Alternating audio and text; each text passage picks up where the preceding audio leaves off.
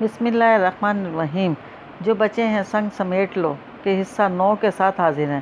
اگر آپ نے ابھی تک ہمارا چینل سبسکرائب نہیں کیا تو ہمارا چینل سبسکرائب کریں اور بیل آئیکن کو آن کر لیں تاکہ آنے والی تمام نوٹیفیکیشن آپ کو ملتی رہیں۔ آفس میں جو اسے دیکھ رہا تھا خیریت پوچھ رہا تھا، سوائے اس کے کہ وہ بیساکھی کے سہارے چل رہا تھا۔ باقی اس کے معمولات میں کوئی تبدیلی نہیں آئی تھی۔ وہ اسی رفتار سے اپنا کام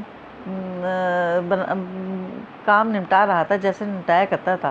لنچ کا اسے ہوش نہ تھا۔ وہ اتنے دنوں کے جمع سب کاموں کو مکمل کرنے میں مصروف تھا۔ وہ 7:30 بجے تک آفس میں رہا۔ لیزا نے سپیر فون کر کے اس کی واپسی کا ٹائم پوچھا تھا۔ وہ باہر نکلا تو وہ گاڑی میں بیٹھی اس کا انتظار کر رہی تھی۔ تمہیں زیادہ انتظار تو نہیں کرنا پڑا؟ نہیں، میں ابھی 5 منٹ پہلے ہی پہنچی ہوں۔ تم بتاؤ طبیعت کیسی ہے؟ میری نصیحتوں کا کچھ اثر تو ہوا نہیں ہوگا تم پر؟ خوب خود کو تھکایا ہوگا۔ انسان اتنا ضدی بھی نہ ہو۔ آفس جانا ہے تو جانا ہے، دیر تک رکنا ہے تو رکنا ہے۔ وہ گاڑی سٹارٹ کرتے ہوئے کچھ خفگی سے بولی۔ وہ اس کے آفس اتنی دیر تک رکنے پر ناراض تھی۔ ہاں، ماں جیسی میری پرواہ کرنے والی سینیور لیزا، میں آپ کو یقین دلاتا ہوں کہ میں بالکل ٹھیک ہوں۔ کہیں درد تکلیف کچھ نہیں ہو رہا۔ وہ مسکرا کر بولا۔ تم سارا دن کیا کرتی رہی؟ سڑک پر ٹریفک اور لوگوں کو دیکھتے ہوئے اس نے پوچھا تھا۔ دوپہر تک سوتی رہی، اس کے بعد شام تک پینٹنگ کرتی رہی، بیچ میں سی ایم سے اور اپنے ایک دوست سے فون پر باتیں بھی کیں۔ ٹریفک جام میں پھنس کر انہیں گھر پہنچتے 1-1.5 گھنٹہ لگ گیا تھا۔ تم فریش ہو جاؤ، میں دیکھتی ہوں کھانا تیار ہوا کہ نہیں۔ کھانے کا ٹائم ہو گیا ہے، ڈنر کرتے ہیں۔ بہت مزے کی بریانی بنائی ہے آپ نے۔ نینی نے ڈنر میں بریانی بنائی تھی، ساتھ رائتا، سلاد اور میٹھے میں شاہی ٹکڑے۔ اسے کھانا پسند تو آ رہا ہے؟ انہوں نے اس سے پوچھا۔ تب وہ خوش اخلاقی سے تعریفی جملہ بولا تھا۔ لیزا نے کہا تھا تمہارے لیے کوئی پاکستانی ڈش بناؤں؟ وہ مسکرا کر بولی تھی۔ میں واقعی گھر کے بنے پاکستانی کھانوں کو بہت مس کر رہا تھا۔ وہ یوں ہی خوش اخلاقی کے اظہار کے طور پر بولا تھا، ورنہ پاکستانی، چینی، جاپانی وہ کسی بھی طرح کے کھانوں کو نہ تو سوچتا تھا نہ یاد کرتا تھا۔ وہ کھانا اس لیے کھاتا تھا کہ کھڑا ہو سکے، چل پھر سکے، اپنے تمام کام انجام دے سکے۔ کھانے کو ذائقے اور مزے کے لیے بھی کھایا جاتا ہے، اسے بھول چکا تھا۔ کیوں، تمہارے گھر میں تو بنتے ہوں گے پاکستانی کھانے؟ نینی نے اس کی طرف دیکھ کر فوراً پوچھا تھا۔ اس کا چہرہ ایک دم سنجیدہ ہو گیا تھا، مسکراہٹ چہرے پر سے چلی گئی تھی۔ جی، اس نے ایک لفظی انتہائی مختصر ترین جواب دیا تھا۔ پتہ نہیں کیوں مگر اسے لگا جیسے لیزا کی نینی نے یہ بات جان بوجھ کر نکالی تھی۔ وہ بغور اسے دیکھ رہی تھی۔ اس نے یہ بھی دیکھا کہ لیزا انہیں ناراضی سے دیکھتے ہوئے آنکھوں میں سمجھانے کی کوشش کر رہی تھی وہ اس سے اور اس کی فیملی کے بارے میں کوئی بات نہ کریں، مگر انہوں نے لیزا کے اشارے کو سراسر نظر انداز کر کے اس سے مزید پوچھا تھا، خیر سے شادی ہوئی بیٹا؟ نہیں۔ منگنی ہوئی؟ فی الحال تو وہ بھی نہیں ہوئی۔ وہ زبردستی مسکرایا تھا۔ اسے ان کے سوالات سے شدید الجھن ہو رہی تھی۔ وہ دیکھ رہا تھا کہ لیزا کی نینی اسے بغور دیکھ رہی ہیں۔ قبل اس کے کہ وہ اس سے مزید کوئی ذاتی سوال کرتی، لیزا نے جلدی سے گفتگو کا موضوع تبدیل کیا تھا۔ نینی، اب سویٹ ڈش بھی سرو کر دیں؟ میں نے شاہی ٹکڑوں کے لالچ میں کھانا بھی کم کھایا ہے۔ لیزا کے کہنے پر وہ فوراً کرسی پر سے اٹھی تھی۔ اس کے بعد لیزا نے اس طرح بغیر رکے ایک کے بعد ایک غیر متعلقہ اور فضول قسم کی باتیں شروع کی تھیں کہ اس کی نینی اگر اس سے مزید کچھ اور پوچھنا بھی چاہتی تب بھی انہیں اس کا موقع نہیں ملا تھا۔ اگر اسے اندازہ ہوتا نینی کھانے کے دوران سکندر سے اس طرح کے نامناسب سوال کریں گی تو وہ سکندر کے ساتھ کمرے میں ہی بیٹھ کر کھانا کھا لیتی۔ پتہ نہیں نینی کو ہوا کیا تھا، وہ اچھی خاصی سمجھدار خاتون تھی۔ ان کی سمجھداری پر بھروسہ کرتے ہوئے اس نے انہیں بطور خاص یہ تاکید نہیں کی تھی کہ خدا را سکندر سے اس کی ذاتی زندگی کے بارے میں کوئی بات مت کیجیے گا۔ کاش وہ انہیں تاکید کر ہی دیتی۔ سکندر اپنی ذاتی زندگی سے متعلق گفتگو کو ناپسند کرتا تھا۔ کہیں وہ برا نہ مان گیا ہو، کہیں اس کا موڈ خراب ہو گیا ہو۔ اسے لیونگ روم میں فون پر بات کرتا چھوڑ کر کچن میں اس کے لیے گرین ٹی بنانے آئی تھی۔ اگر اسے نیند نہ آنے کی شکایت تھی تو پھر سونے سے پہلے کافی پینا ہرگز مناسب نہیں تھا۔ کچن میں نینی بچا ہوا کھانا فریج میں رکھ رہی تھی۔ کافی کا موڈ ہے، لاؤ میں بنا دوں؟ اسے دیکھ کر مسکرا کر بولی تھی۔ گرین ٹی بنا رہی ہوں نینی، میں بنا لوں گی، آپ اب آرام کیجیے۔ وہ کیبنٹ کھول کر گرین ٹی کے ٹی بیگز نکالنے لگی۔ کام کرتے کرتے ہی اس نے انہیں مخاطب کیا، نینی آپ سے ایک بات کہوں؟ نینی، سکندر کو میں بضد ہو کر بہت اصرار کر کے یہاں لائی ہوں۔ وہ ہوٹل سے یہاں آنے کے لیے کسی بھی طرح راضی نہ تھا۔ اب میں نہیں چاہتی وہ یہاں کسی بھی طرح کی کوفت یا الجھن محسوس کرے۔ وہ پسند نہیں کرتا کہ اس کی ذاتی زندگی، اس کی فیملی کے بارے میں اس سے بات کی جائے، کچھ پوچھا جائے۔ اگر وہ چاہتا ہے کہ ایک حد سے زیادہ اس سے بے تکلف نہ ہوا جائے تو ہمیں اس کی خواہش کا احترام کرنا چاہیے۔ وہ ہمارے گھر پر مہمان ہے نینی۔ کیا سکندر نے تم سے کچھ کہا ہے؟ نینی سنجیدہ نگاہوں سے اسے دیکھ رہی تھی۔ نہیں، وہ کچھ نہیں بولا، مگر میں یہ بات پہلے سے جانتی ہوں۔ ویسے تو میرے خیال سے میں نے کوئی غلط بات نہیں کی، لیکن پھر بھی اگر تمہیں ایسا لگ رہا ہے تو اب اس کی فیملی اور ذاتی زندگی کے بارے میں کچھ نہیں پوچھوں گی۔ تھینکس نینی۔ وہ مسکرا کر گرین ٹی بنانے لگی تھی۔ اسے محسوس ہو رہا تھا کہ اپنا کام کرنے کے دوران نینی گاہے بگاہے اسے بغور دیکھ رہی تھی، جیسے اس کے چہرے پر کچھ پڑھنے کی کوشش کر رہی ہوں۔ گرین ٹی وہ ٹرے میں کپ رکھ کر لیونگ روم میں آئی تھی۔ سکندر کی آواز فون پر بات ختم ہو چکی تھی۔ تھینکس۔ اس نے مسکراتے ہوئے ٹرے میں سے کپ اٹھایا تھا۔ اس کے مسکرانے پر اس کے دل کو کچھ تسلی ہوئی تھی۔ اسے برا تو یقیناً لگا ہوگا، مگر کم از کم وہ ناراض تو نہیں ہوا تھا۔ وہ اس کے سامنے والے صوفے پر اپنا کپ لے کر بیٹھ گئی۔ تمہارا یہ لکڑی کا زینہ مجھے بڑا خوبصورت لگتا ہے۔ یہاں لیونگ روم کے ساتھ یہ بڑا آرٹسٹک لک دیتا ہے۔ چائے کا گھونٹ لیتے ہوئے وہ سیڑھی کی طرف دیکھتے ہوئے اس سے بولا۔ لیزا نے بھی گردن گھما کر اس کی طرف دیکھا۔ وہ مسکرا اٹھی۔ پتہ ہے، یہ اپارٹمنٹ میں نے اس زینے کی وجہ سے خریدا تھا۔ اسے دیکھتے ہی اس پر عاشق ہو گئی تھی۔ پرانی موویز میں ہوتے ہیں نا ایسے گھر، ایسے لکڑی کے گول زینے، ضرور اس وجہ سے خریدا ہوگا۔ تم آرٹسٹ لوگ اس طرح کے ہوتے ہو۔ پسند آ گئی تو کوئی معمولی سی چیز، نہیں آئی تو عالیشان چیز بھی نظروں میں نہیں آتی۔ وہ مسکراتے ہوئے بول رہا تھا۔ یہیں سے اوپر جا کر ہے نا تمہارا اسٹوڈیو؟ ہاں، دیکھو گے تم؟ اس نے پوچھا۔ بالکل دیکھوں گا۔ میں نے تم سے پرسوں رات بھی کہا تھا کہ میں تمہارا اسٹوڈیو دیکھنا چاہتا ہوں۔ تمہیں اوپر چڑھ کر جانے میں کوئی مشکل تو نہیں ہوگی؟ ان دونوں نے چائے کے کپ خالی کر کے واپس رکھے۔ تب اس نے سکندر سے پوچھا۔ وہ جواباً ہنسا تھا۔ مجھے کوئی مشکل نہیں ہوگی۔ چلو دکھاؤ مجھے اپنا اسٹوڈیو، اپنی پینٹنگ۔ وہ دونوں اوپر آ گئے تھے۔ سکندر نے بڑے آرام سے بیساکھی کے ساتھ سیڑھیاں چڑھی تھیں۔ وہ اوپر آ کر چپ چاپ کھڑی سکندر کے تاثرات دیکھ رہی تھی۔ ویسے تو وہ ایک بار اسے بتا چکا تھا کہ اسے آرٹ میں قطعاً کوئی دلچسپی نہیں، مگر وہ آرٹسٹ تھی، اپنے آرٹ کی قدر افزائی چاہتی تھی۔ سکندر نظریں گھما کر ارد گرد مختلف جگہوں پر رکھی اس کی مکمل اور نامکمل پینٹنگز کو دلچسپی سے دیکھ رہا تھا۔ ایک ایک پینٹنگ کو بغور دیکھ رہا تھا۔ جس پینٹنگ پر وہ آج شام تک کام کرتی رہی تھی وہ اس کے پاس جا کر کھڑا ہوا تھا۔ اس پینٹنگ میں اس نے خزاں کے موسم کی عکاسی کی تھی۔ وہ اسے غور سے دیکھ رہا تھا۔ وہ بھی اس کے پاس آ گئی تھی۔ ویسے تم بڑی نان سیریس سی لگتی ہو، مگر تمہاری پینٹنگز تمہیں ایک بہت ہی مختلف انسان کے طور پر ظاہر کر رہی ہیں۔ اور پینٹنگ پر نظریں مرکوز کیے اس سے بولا۔ یعنی بہت سینسٹیو، اپنی زندگی، اپنے اندر کی دنیا لوگوں سے چھپانے والی۔ بولنے کے دوران چلتا ہوا وہ ایک دوسری پینٹنگ کے سامنے جا کر کھڑا ہوا تھا، جس میں اس نے ایک روم کی ایک اداس شام اور ایک تنہا لڑکی کو پینٹ کیا تھا۔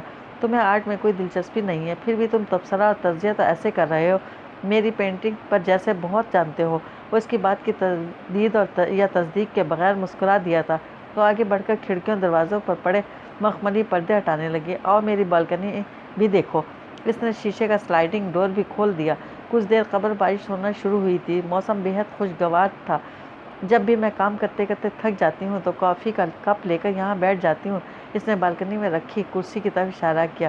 صرف تمہارا لکڑی کا زینہ ہی نہیں بلکہ تمہارا اسٹوڈیو اور یہ جگہ بہت خوبصورت ہے۔ یہاں سے تمہارے روما کا نظارہ بہت خوبصورت ہے۔ وہ ریلنگ کے ساتھ کھڑا ہو کر سڑکوں اور بلند و بالا تاریخی عمارتوں کو دیکھتے ہوئے کہہ رہا تھا۔ وہ بھی جواباً مسکرائی تھی۔ وہ دونوں خاموشی سے کھڑے برستی بارش کو دیکھ رہے تھے، روم کی سڑکوں اور عمارتوں کو دیکھ رہے تھے۔ کل تم اپنے ہوٹل واپس چلے جاؤ گے؟ ہاں، کافی دن تمہارا مہمان بن گیا۔ کل صبح آفس جاؤں گا، وہاں سے شام میں ہوٹل۔ وہ اس کی طرف دیکھ کر مسکرا کر بولا۔ ٹھیک ہے، میں تم سے اب اور رکنے پر اصرار نہیں کر رہی، لیکن پلیز تم ہوٹل میں جا کر اپنا خیال رکھنا۔ میں اپنا خیال رکھوں گا مصورہ، آپ فکر نہ کریں۔ ہم اب کب ملیں گے؟ اس نے سنجیدگی سے سکندر کو دیکھا۔ جب تم چاہو۔ میں تو یہ چاہوں کہ تم مجھ سے کل ہی ملو، وہ مسکرا کر بولی۔ سکندر بے ساختہ ہنسا تھا۔ تم سے پینٹنگ بنوائے بغیر میں کہیں نہیں بھاگنے والا، اطمینان رکھو۔ مجھے پتہ ہے روز ملنے کی بات اس لیے کی جا رہی ہے کہ سینیور لیزا کہ میرے وادی کے پاس داری پر شکوک و شبہات ہیں۔ آج مشکل اردو مت بولو، سمجھنے میں تکلیف ہوتی ہے۔ وہ بے چارگی سے بولی تھی، گویا سکندر کے جملے میں شامل کچھ الفاظ سمجھنے سے قاصر رہی تھی۔ کچھ دیر مزید وہاں کھڑے ہو رہ کر بارش روم کی سڑکوں اور روم کی رات کو انجوائے کرتے رہنے کے بعد وہ دونوں نیچے آ گئے تھے۔ لیزا اس کے ساتھ کمرے میں آئی تھی۔ وہ اسے دوا اور پانی سے دے رہی تھی، ایک ٹیبلٹ جو وہ دن میں 2 بار لے رہا تھا۔ اس کی آج رات اور کل صبح کے لیے ملا کر بس 2 ہی ٹیبلٹ بچی تھیں۔ کل فارمیسیا سے یہ ٹیبلٹ یاد سے خرید لینا۔ وہ کرسی پر بیڈ سے نزدیک بیٹھی ہوئی تھی۔ لے لوں گی، مسکرا کے اسے جواب دیتے ہوئے اس نے پانی سے دوا نگلی تھی۔ تم سو جاؤ اب جا کر، میں بھی سونے کی کوشش کرتا ہوں۔ تم چاہو تو میں تھوڑی دیر تمہارے ساتھ بیٹھ کر باتیں کر سکتی ہوں۔ تم اکیلے لیٹ کر پتہ نہیں کیا کیا الٹا سیدھا سوچتے رہتے ہو اور پھر تمہیں نیند نہیں آتی۔ وہ سنجیدگی سے بولی تھی، آج میں سینیور لیزا محمود اور ان کی پینٹنگ کو سوچتے ہوئے سوؤں گا۔ وہ شرارت بھرے انداز میں بولا، اتنی خوبصورت چیزیں سوچو گے تب تو نیند بھی خوب پرسکون آئے گی اور خواب بھی بڑے حسین نظر آئیں گے۔ وہ اس کے شرارتی انداز کا شرارت بھرے انداز میں جواب دیتی وہاں سے اٹھ گئی تھی۔ صبح وہ تو بہت وقت پر ہی اٹھ گئی تھی، نینی بھی اٹھ گئی تھی۔ انہیں پتہ تھا آج سکندر اپنے ہوٹل واپس چلا جائے گا۔ وہ یقیناً اپنی رات کی کہی بات کا ازالہ کرنا چاہتی تھی۔ اسے نینی کی خود سے محبت اور بے طرح پیار آیا تھا۔ وہ سکندر سے پوچھے اپنے سوالوں کو بالکل بھی غلط نہیں سمجھ رہی تھی، مگر چونکہ وہ اسے پسند نہیں آئے تھے سوائے خوش کرنے کے، وہ صبح صبح سکندر کے لیے خوب اہتمام سے ناشتہ تیار کر رہی تھی۔ سکندر نے اور اس نے ساتھ بیٹھ کر ناشتہ کیا تھا۔ نینی گرم گرم پراٹھے توے سے اتار کر ان دونوں کو قیمے اور آلو کی بھجیا کے ساتھ کھانے کے لیے لا کر دے رہی تھی۔ آپ کو بہت زحمت ہوئی میری وجہ سے۔ رخصت ہوتے وقت سکندر نینی کا شکریہ ادا کر رہا تھا۔ اس کا انداز مہذب اور پرتکلف تھا۔ مجھے کوئی زحمت نہیں ہوئی، میری بیٹی کے دوست ہو تم، یہ تمہارا اپنا گھر ہے، جب تک روم میں ہو جب دل کرے آ جایا کرو۔ پرشفقت انداز میں بولتے ہوئے انہوں نے سکندر کے سر پر ہاتھ پھیرا۔ سکندر نے آج بھی جانے کے لیے آفس کی گاڑی منگوائی ہوئی تھی۔ تمہارا شکریہ نہیں ادا کر رہا ہوں۔ وہ دروازے تک اسے چھوڑنے آئی تھی۔ سکندر سنجیدگی سے بولا تھا، بہت اچھا کر رہے ہو، اگر کرتے تو مجھے بہت برا لگتا۔ وہ آفس میں تھا، لنچ ٹائم تھا، مگر وہ کاموں میں مصروف تھا۔ بغیر ناشتے کے لنچ کا دھیان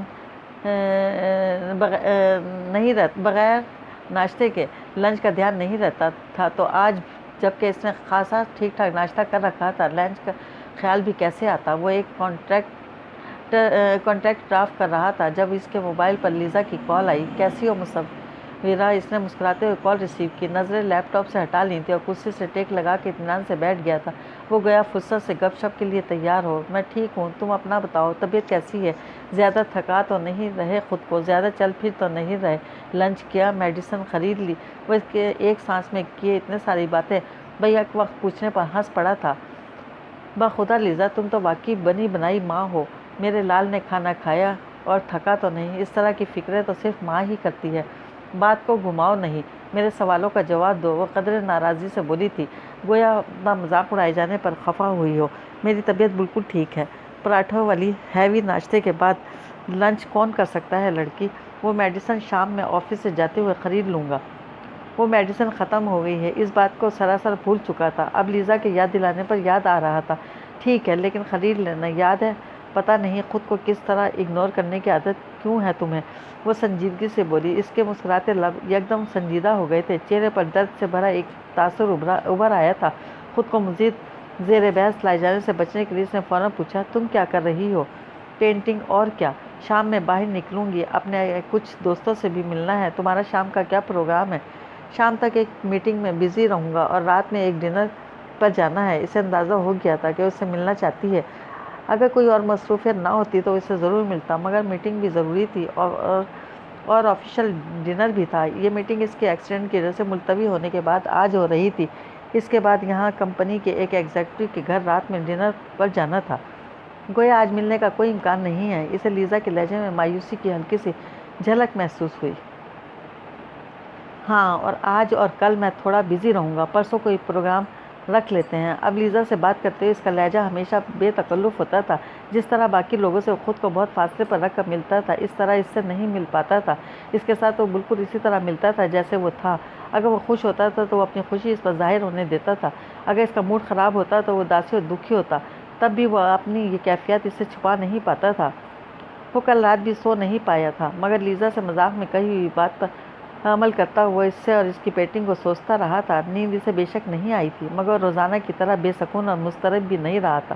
ایکسیڈنٹ کی بعد سے کبھی ڈاکٹر کی تجویز کردہ دوا سے نیند آ جاتی تھی اور کبھی نہیں۔ وہ اس مسئلے کو سمجھ نہیں پا رہا تھا۔ وہ تو یہ بھی نہیں سمجھ پا رہا تھا کہ اسے اتنے دنوں سے وہ خواب کیوں نظر نہیں آ رہے۔ وہ آج کل اتنا پرسکون اور مطمئن کیسے ہے؟ وہ مریم پھر واشنگٹن میں تھے۔ شہریار خان اور امو جان دونوں اس کی آمد سے بہت خوش تھے۔ سکندر چھٹیوں کے آغاز میں اپنے دوستوں کے ساتھ کہیں گھومنے چلا گیا تھا۔ اسے 2-3 روز بعد آنا تھا۔ سکندر کے آنے یا نہ آنے سے اسے کوئی فرق نہیں پڑتا تھا، اس لیے اس نے تو یہ بھی نہیں پوچھا تھا کہ سکندر کہاں گیا ہے اور کب آئے گا۔ یہ معلومات امو جان نے اسے اور مریم کو اس کے پوچھے بغیر فراہم کی تھی۔ مریم اس کے ماں باپ کے دل تو پہلے ہی جی چکی تھی، اب یہاں ان کے گھر آ کر ان لوگوں کے ساتھ رہ کر ان دونوں سے مزید قریب ہو گئی تھی۔ خود اعتماد اور بلا کی تھی، اس لیے پہلی بار اپنے سسرال آنے پر نروس نہ تھی۔ شہریار خان کے رعب اور دار شخصیت سے خائف تھی۔ آنٹی میں کافی بنا کر لاؤں؟ رات کے کھانے کے بعد امو جان ان کے پاکستانی ملازم گلزار کو کافی لانے کا کہنے لگیں، تب وہ ان سے بولی تھی۔ امو جان اس کی خود کو گھر کا فرد سمجھنے کی کوشش کرتے ہوئے مسکرائی تھی۔ شہریار خان کھانے کی میز سے اٹھ کر جا رہے تھے۔ انکل آپ کافی پئیں گے؟ باپ کا رعب اور دبدبہ اس پر اتنا تھا کہ وہ ساری زندگی کبھی ان سے اس طرح بے تکلف سے بات نہیں کر سکا تھا جیسے مریم کر رہی تھی۔ اس نے مریم کی خود اعتمادی کو پیار سے دیکھا۔ وہ شہریار خان کی شخصیت کے رعب میں نہیں آئی تھی۔ وہ عزت اور احترام لیے بے تکلفی سے ان سے اس طرح بات کر رہی تھی جیسے اپنے والد اور چچا سے کرتی تھی۔ میری کافی اسٹڈی میں بھجوا دینا مریم، وہ خلاف عادت مسکرا کر نرمی سے بولے تھے۔ حیرت سے حیرت تھی، اس نے اپنے باپ کو بہت کم ہی ہنستے اور مسکراتے دیکھا تھا۔ باہر دفتری حوالے سے لوگوں سے ملتے ہوں گے تو مسکرا لیا کرتے ہوں گے، گھر پر تو وہ بلا ضرورت انہیں مسکراتے اور بات کرتے کبھی کسی نے نہ دیکھا تھا۔ آپ ہم لوگوں کے ساتھ بیٹھیں گے؟ نہیں، ہم لوگ دوپہر سے آئے ہوئے ہیں۔ آنٹی سے تو میری خوب باتیں ہو گئیں، میں سوچ رہی تھی آپ سے شام میں ملاقات ہوگی، تب باتیں کروں گی آپ سے بھی۔ شہریار خان ہونے والی بہو کے بے تکلفانہ انداز پر مسکراتے ہوئے بولے تھے۔ کافی بنا کر لے آؤ، پھر کر لیتے ہیں باتیں۔ وہ لیونگ روم میں اس کے اور امو جان کے ساتھ آ کر بیٹھ گئے تھے۔ مریم کافی بنا کر لے آئی تھی۔ امو جان کو اگر اس کے ہاتھ کی بنائی ہوئی کافی پسند آ گئی تھی تو شہریار خان اس کے ساتھ گفتگو کرتے ہوئے خوش نظر آ رہے تھے۔ کیمپس میں جن تنظیموں اور کلبس کے وہ ممبر تھی، شہریار خان سے ان کے حوالے سے بات کر رہے تھے۔ وہ آگے کیا پڑھنا چاہتی تھی، کیا کچھ کرنا چاہتی تھی، وہ بتا رہی تھی۔ وہ بظاہر کافی پیتے ہوئے امو جان کے ساتھ باتیں کر رہا تھا، مگر اس کے کان شہریار خان اور مریم کی گفتگو لگے تھے۔ کافی ٹھیک ٹھاک طریقے سے امپریس کر چکی ہیں آپ میرے ایروگیٹڈ باپ کو۔ رات جب وہ مریم کو اس کے کمرے میں چھوڑنے جا رہا تھا تب مسکرا کر بولا تھا۔ ان کے بیٹے کو مریم کا سوالیہ انداز شرارت لیے ہوا تھا۔ وہ بیچارہ تو آپ پر پورا کا پورا نثار ہو چکا ہے، وہ بے چارگی سے بولا۔ مریم کھلکھلا کر ہنس پڑی تھی۔ وہ جانتا تھا کہ اگر اس کے پاپا کو اپنی ہونے والی بہو دل و جان سے پسند آ گئی تھی اور وہ اس کے ساتھ بیٹھ کر کافی پینے کی خواہش رد نہیں کر پائے تھے۔ اگلے روز صبح ناشتے کے بعد ہی مریم کو لے کر گھومنے نکل گیا تھا۔ شہریار خان اپنے آفس چلے گئے تھے، گھر پر امو جان تھی۔ وہ دونوں سارا دن گھومتے رہے تھے۔ تم بور تو نہیں ہو رہی مریم؟ تمہیں میرے گھر آ کر مزہ آ رہا ہے؟ اس کا ہاتھ تھام کر سبزے پر چلتا بہت اچھا لگ رہا تھا۔ دونوں بارتھورپ پارک کے فلاور گارڈن میں آئے ہوئے تھے۔ ارد گرد بے شمار اور بے حساب پھول ہی پھول تھے، دلکش اور خوش نما پھول، رنگوں، خوشبو اور خوشیوں محبتوں کا احساس دلاتے پھول۔ فلاور گارڈن کے بالکل درمیان میں دلکش فوارہ، ان کے چاروں طرف پھولوں کا ڈھیر۔ مریم چلتے چلتے رکی تھی، وہ بھی رک گیا تھا۔ تمہارا گھر؟ اس نے اسے فوراً ٹوکا تھا۔ میں تمہارے گھر نہیں، ہمارے گھر آئی ہوں زین۔ میں نے آنٹی انکل کی دعوت قبول ہی اس لیے کی تھی کیونکہ میں میرا اور تمہارا یہ گھر دیکھنا چاہتی تھی۔ وہ سرشار ہو کر مسکرایا تھا۔ کبھی کبھی مجھے سب کچھ خواب سا لگتا ہے۔ وہ مریم کی انگلی میں سجی اپنے نام کی انگوٹھی کو پیار سے بولا۔ وہ اس سوالیہ نگاہوں سے دیکھ رہی تھی۔ میں نے تمہیں چاہا اور اتنی آسانی سے تم مجھے مل گئیں۔ سچ مجھے اپنی خوش قسمتی پر خود یقین نہیں آتا۔ یقین کر لو زین شہریار، تم مریم کے دل کو فتح کر چکے ہو۔ وہ شاہانہ سے انداز میں بول کر کھلکھلائی تھی۔